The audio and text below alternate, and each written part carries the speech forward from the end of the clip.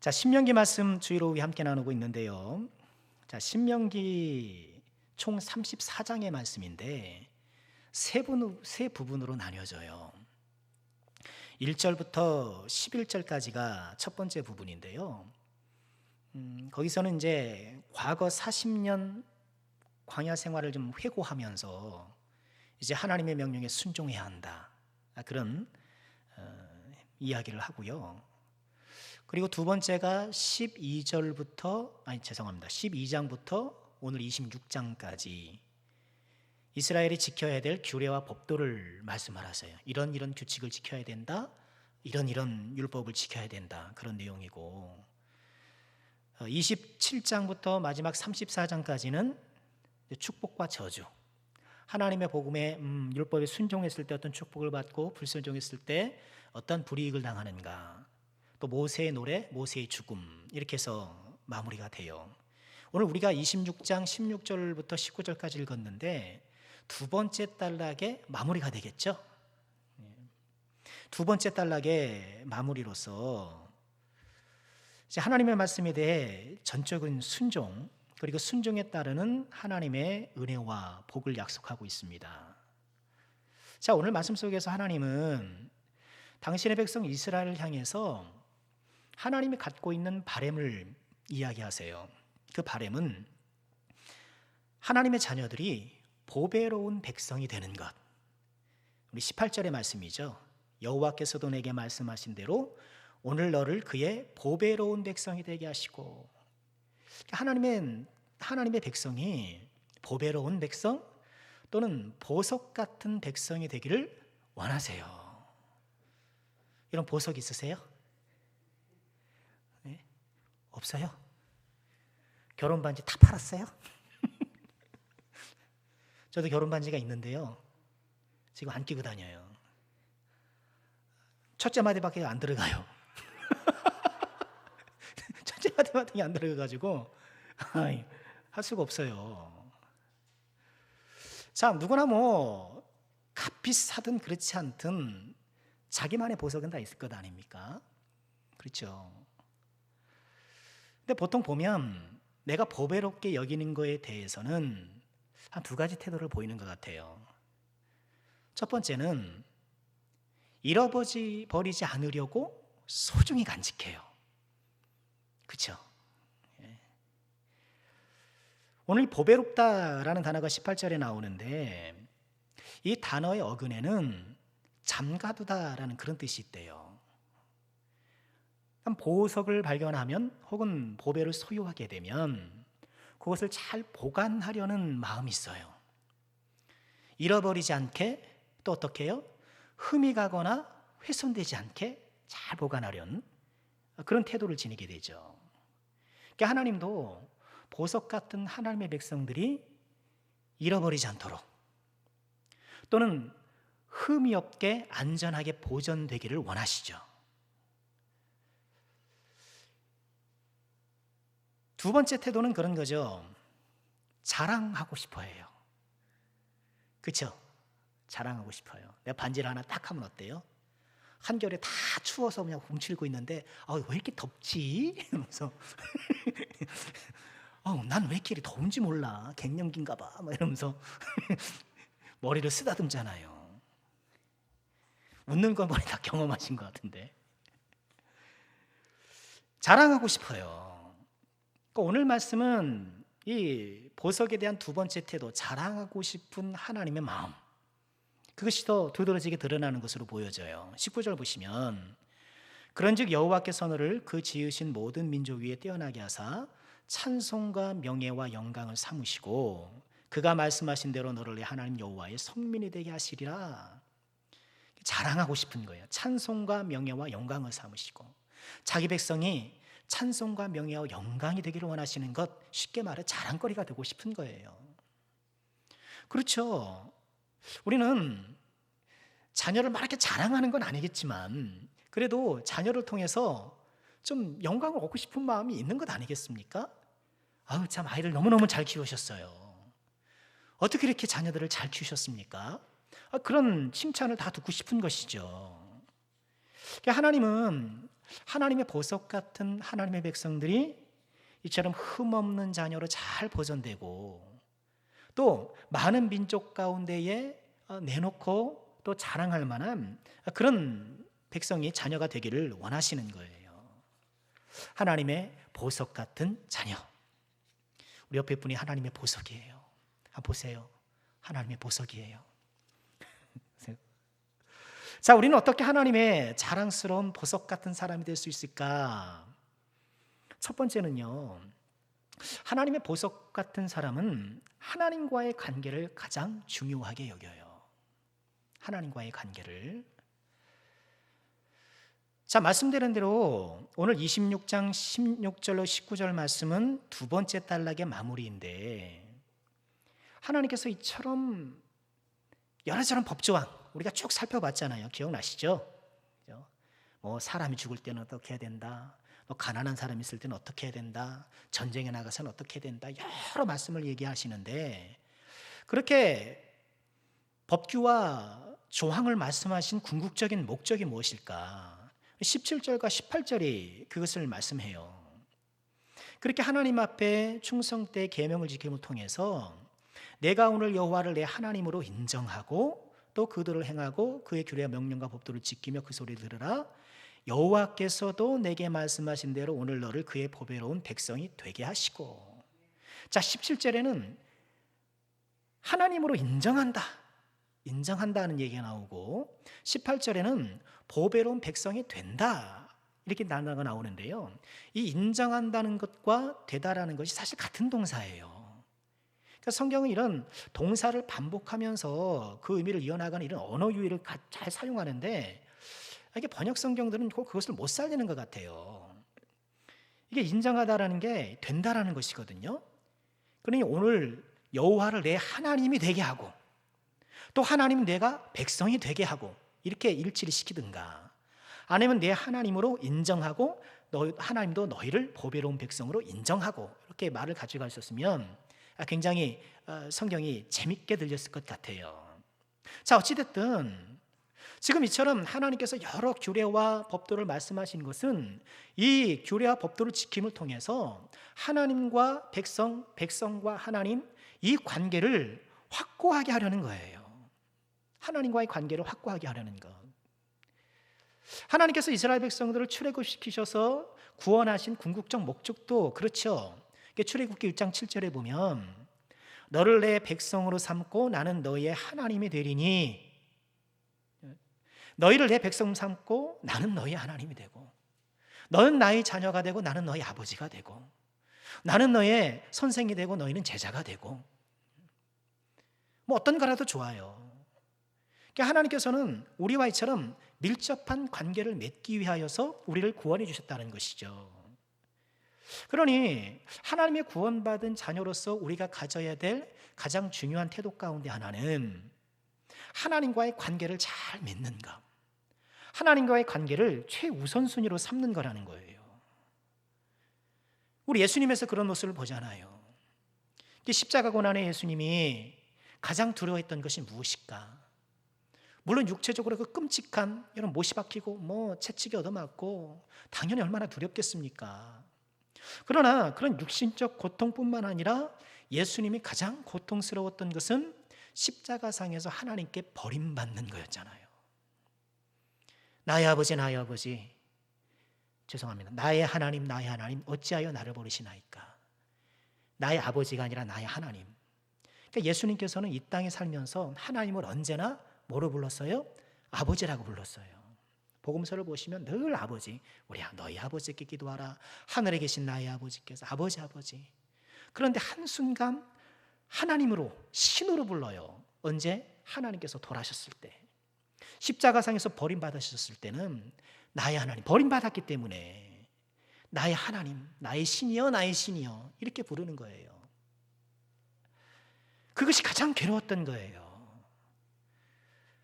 보석 같은 하나님의 사람들에게 나타나는 중요한 특징, 하나님과의 관계를 가장 중요하게 여기더라는 것.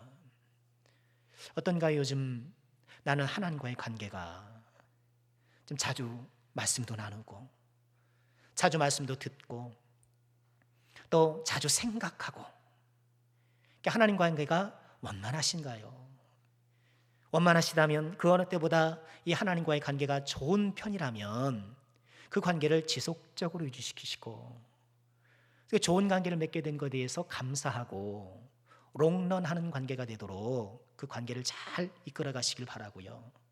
아직 내가 좀 이전보다는 하나님과의 관계가 좀 소원해졌다고 생각되신다면 하나님과 좋았던 관계 그때를 돌아보면서 내가 뭘 좀 다시 보완해야 하는가 한번 돌아보면서 하나님의 관계를 다시 한번 재구축해 보시기를 부탁드리겠습니다.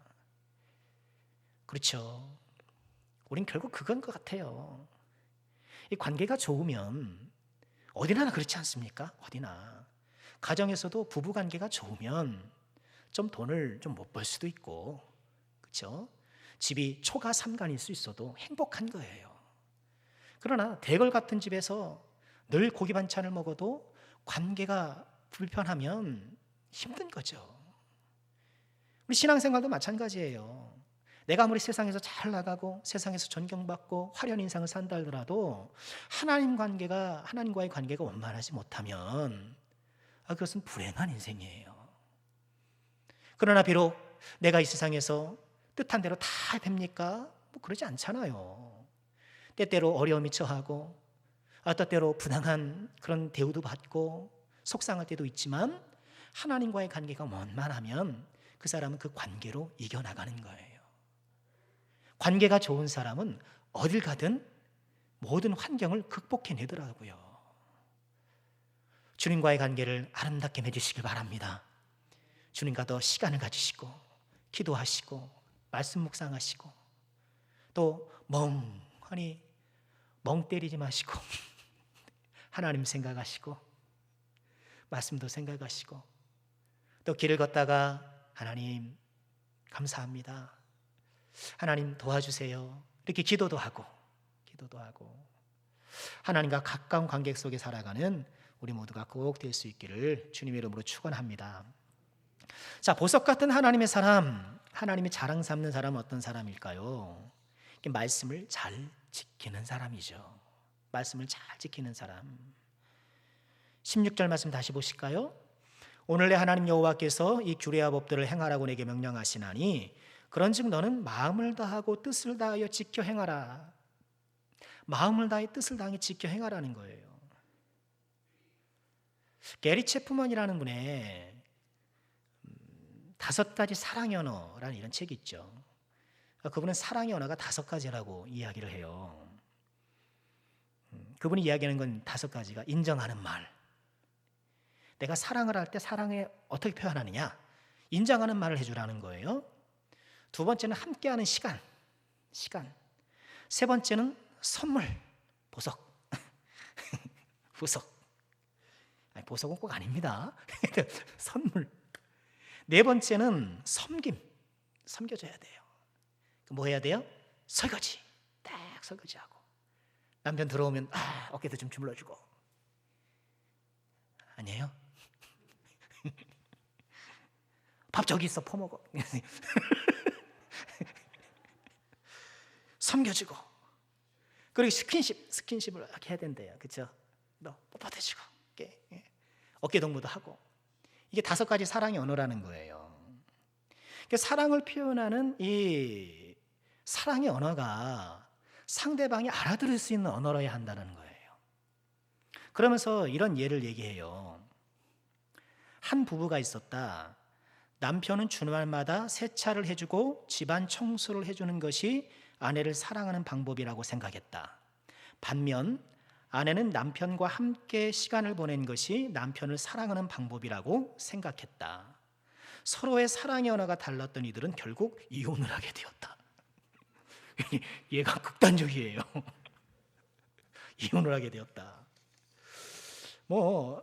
실제 사례인지 어쩐지는 모르겠습니다만 그 말하자고 하는 요는 그러잖아요. 서로 간의 사랑의 언어가 알아들을 수 있는 언어가 되어야지 그게 이제 서로의 사랑이 꽃핀다라는 것이죠. 그러면 우리가 주님을 사랑할 때 구사해야 할 사랑의 언어는 뭘까? 우리는 어떻게 우리 사랑을 표현해야 하나님께서 잘 이해하실까? 뭐예요? 하나님의 말씀을 지키는 거라는 거예요. 오늘 우리가 오전에 같이 나눴던 요한복음 14장 21절도 마찬가지죠. 함께 읽어볼까요? 자막이 있습니다. 나의 계명을 지키는 자라야 나를 사랑하는 자니 나를 사랑하는 자는 내 아버지께 사랑을 받을 것이요 나도 그를 사랑하여 그에게 나를 나타내리라. 나의 계명을 지키는 자라야 나를 사랑하는 거다. 우리가 사랑을 표현할 주님 앞에 드릴 사랑의 언어는 계명을 잘 지키는 것, 말씀을 잘 따르는 거라는 거예요. 이게 우리가 구사해야 될 사랑의 언어예요. 말씀을 잘 지켜 순종하는 것. 근데 그게 안 되는 거죠, 그죠? 우리의 문제는 그거잖아요. 분명히 내 가슴은 사랑하는데, 사랑한다고 생각하는데 지키지 못하는 거예요. 현실적인 제약이 있고 또 여전히 내 안에 어떤 죄성이 막 이렇게 살아있고 하니까 마음은 있는데 내가 지금 지키지 못해. 그죠? 계명을 지키는 데 자꾸 실패하는 것 같고. 그런데 꼭 그런가? 우리 그걸 좀 생각해 봐야 돼요. 꼭 그런가? 그렇게 우리가 단순한가? 아닐 가능성이 상당해요. 우리가 계명을 못 지키는 이유는 어쩌면 충분히 주님을 사랑하지 못하기 때문일 수 있어요. 우리 마음이 온전히 주님 앞에 드려지지 못했기 때문일 수도 있어요. 그리고 오늘 말씀에 주님을 사랑하라고 말씀하시면서 어떻게 얘기하고 계시나요? 여기 16절 다시 한번 보시면 오늘 내 하나님 여호와께서 규례와 법들을 행하라 내게 명령하시나니 그런즉 너는 뭘 다해서? 마음을 다해서 지켜라. 마음을 다해서. 그러니까 지키지 못하는 이유는 마음을 다하지 못하기 때문일 수 있어요. 이 말씀에 따르면 마음의 문제, 마음의 문제. 우리의 전심이 주님을 향하고 있는가? 우리의 마음이 혹시 나뉘어져 있는 것은 아닌가? 야고보서 4장 8절 보면 이런 말씀을 하셔요. 하나님을 가까이 하라. 그리하면 너희를 가까이 하시리라. 죄인들아 손을 깨끗이 하라. 두 마음을 품은 자들아 마음을 성결하게 하라. 두 마음을 품은 자들. 그러니까 하나님을 사랑함에 있어서 우리가 계명을 못 지키는데 저는 마음은 있는데 이게 안 됩니다. 마음은 언이로되 육신이 연약합니다. 그럴 수도 있겠으나 어쩌면 우리가 마음을 나누어서 드리는 것이 아니냐.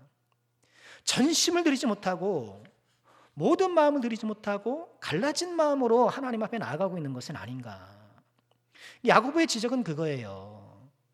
하나님을 사랑하지 않아서가 문제가 아니라 하나님을 사랑하면서 여전히 다른 것도 사랑하니까 하나님을 사랑하면서 겸하여 다른 것도 사랑하기 때문에 계명을 지키지 못하고 예수님께 합당한 이 사랑의 언어를 드리지 못하는 것이 아닌가. 자, 우리 마음을 한번 돌아봤으면 좋겠어요. 나는 주님을 향하여 전심으로 나가고 있는가? 내 마음을 요만큼 썰어서 주님께 드리고 요만큼은 내 취미에 드리고 요만큼은 다른 거에 드리고 이렇게 나누어서 주님께 드리고 있는 것은 아닌가? 한편으로는 하나님, 한편으로는 세상, 이렇게 갈라진 마음이 있다라면 우리가 그 마음을 좀 봉합하고 전심으로 한 마음으로 하나님께 나아가기를 더욱더 힘써야겠습니다. 자, 세 번째로 하나님의 보석 같은 사람에게 나타나는 하나님의 자랑이 되는 사람들의 모습은 구원의 감격이 살아있는 거예요. 구원의 감격이 살아있는 것.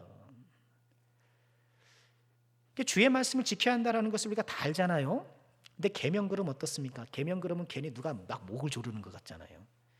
계명 지키라 그러면은 뭔가 좀 나도 모르게 어깨에 뭐가 툭 그냥 짓누르는 것 같은 이 계명이라는 말 자체가 어감 자체가 이 단어 자체가 우리에게 부담을 주는 거거든요. 근데 이 계명이라는 이 말씀이 우리에게 무겁게 느껴지는가? 그것은 우리 안에 어떤 감격이 사라졌기 때문이 아닌가? 하나님과의 관계에서 일어나는 생생한 감동, 이런 감정이 없기 때문이 아닐까? 그렇잖아요. 우리는 좋으면 다 해요. 좋으면. 감정은 굉장히 중요해요. 그러니까 하나님께서 우리의 감정을 잘 만져주시고 감정이 하나님을 위해서 잘 발동하도록 이 감정 관리도 우리가 잘 해야 되거든요. 좋으면 힘들어도 해요. 우리 어머니들 자녀에게 다 이렇게 밥상 차려주고 그러면, 그렇죠? 못된 엄마는 잘 안 해줄 수도 있겠지만 대부분 힘들어도, 그렇죠? 기쁨으로 해주잖아요. 기쁨으로. 그러니까 내가 피곤하고 힘들어도 내 마음에서 기쁜 일은 할 수 있는 힘이 솟아나는 거예요. 그러니까 주님과의 관계에 있어서 우리가 이 감격이 사라지지 않도록 계속해서 주님의 말씀이 나에게 감동이 되고 나에게 감격이 되고 내 마음을 막 흔드는, 울리는 그런 은혜가 되어야 하죠. 자, 그런 의미에서 보면 17절 말씀이 우리에게 좋은 말씀이 되는데 17절 보실까요? 내가 오늘 여호와를 내 하나님으로 인정하고 또 그 도를 행하고 그의 규례와 명령과 법도를 지키며 그의 뭘 들어라? 소리를 들어라. 소리를 들어라. 소리를 듣는다는 것은 굉장히 이게 감각적인 언어잖아요. 소리를 듣는 것. 그러니까 하나님의 말씀을 들으라. 하나님의 소리가 나에게 들리는 거예요. 하나님의 말씀이 내 속에 울리는 소리가 되는 것. 우린 그것을 은혜 받는다라고 얘기를 해요. 내 마음속에 하나님의 은혜가 있어서 나의 차가워진 마음을 다시 한번 뜨겁게 하고 나의 메마른 심정을 다시 한번 촉촉히 해주는 것. 이런 은혜, 우리가 정말 이것을 사모해야 되지 않겠습니까? 그래서 예배를 드리면 마음이 좀 기쁘고 좀 마음에 좀 감격이 있고 주의 말씀이 내 가슴을 탁 때리면서 나의 모든 근심과 걱정이 눈 녹듯이 사라지기도 하고 다시 한번 소망이 일어나기도 하고 내 안에서 이런 은혜로운 감동들이, 은혜로운 감격들이, 은혜로운 감정들이 계속해서 일어나는 것. 이 은혜로운 상태를 우리는 정말 소망해야 되고 이런 은혜가 늘 항상 우리에게 있기를 정말 갈망해야 돼요. 그렇지, 우리가 믿음 생활하면서 제일 힘든 게 그거잖아요. 마음의 감격과 감동 없이 계속 신앙생활 하는 거 굉장히 힘들어요. 의무감에 책임감에 그렇게 할 수는 있겠죠. 그것도 귀하죠. 그런데 기름칠 안 한 기계처럼 빡빡빡빡한 거예요. 빡빡한 거예요. 하나님의 말씀을 통해서 또 여러 가지 은혜의 도구를 통하여서 우리에게 감동이 일어나는 것, 우리가 정말 사모해야 될 은혜 가운데 하나예요. 그런 의미에서 지금 이 코로나 사태 가운데에 우리가 찬양을 못하는 게 너무 안타까운 것 같아요. 찬양이 하나님께서 우리에게 은혜를 주는 얼마나 소중한 도구입니까? 빨리 찬양대가 또 서가지고 또 찬양도 하고, 그렇죠? 찬양대가 잘 준비해서 찬양을 하면 5분 하나요? 3분 하나요? 목사 30분 40분 설교하는 것보다 그 찬양대 찬양 한곡 드는 것이 더 우리에게 기쁨이 되고 위로가 될 때가 있는 거잖아요. 여러분, 찬양은 그런 능력이 있잖아요. 정말 훌륭한 믿음으로 잘 만들어진 그 찬양을 내가 듣기만 해도 감사가 일어나고 듣기만 해도 위로가 되고, 그렇죠? 설교 1시간 막 듣는 것보다 찬양 한 곡 듣는 것이 우리에게 주는 은혜가 얼마나 큰데, 이 찬양은 하나님께서 우리에게 주시는, 우리의 감정을 올려주는 그런 은혜를 주시는 너무너무 아름다운 도구인데 우리가 그것을 좀 많이 사용하지 못하고 있으니까 너무 안타까운 것 같아요. 그러나 우리가 회중에 함께 찬양할 수는 없으나 어떻게 해요? 개인적으로 할 수 있잖아요. 얼마 전에 찬양을 듣고 또 찬양을 할 수 있는 것 아니겠습니까? 마스크를 씌웠지만, 우리가 마스크를 찰 수는 없지만 여러분 찬양을 함께 좀 붙잡으시면서 자주 찬양하시고 또 찬양 듣으시면서 우리에게 주시는 이 감동의 울림, 우리의 마음을 움직이시고 우리의 마음을 붙들어 주시는 이 하나님의 은혜의 소리를 꼭 들으시기를 주님의 이름으로 축원드립니다. 자, 말씀을 마셔볼까 합니다. 하나님께 보석 같은 사람, 하나님께서 많은 사람들에게 자랑하고 주님 오실 그날까지 흠없이 보존되기를 원하는 그 보배로운 백성들은 어떤 사람인가요? 하나님을 사랑하되 어떻게 해요? 계명을 지키며 사랑하는 사람, 또 어떻게 해요? 마음을 다하여 뜻을 다해서 하나님을 사랑하는 사람, 또 하나님의 은혜가 그 속에서 울림이 되어서 그의 마음이 감격하여 하나님께 나가는 사람. 다시 한번 꼭 기억하시고요. 또 하나님과의 관계를 소중히 여기시는 가운데에 돌아오는 이 한 주간도 하나님의 보석 같은 보배로운 인생을 살아가는 지혜정들 꼭 되시기를 주님의 이름으로 축원합니다.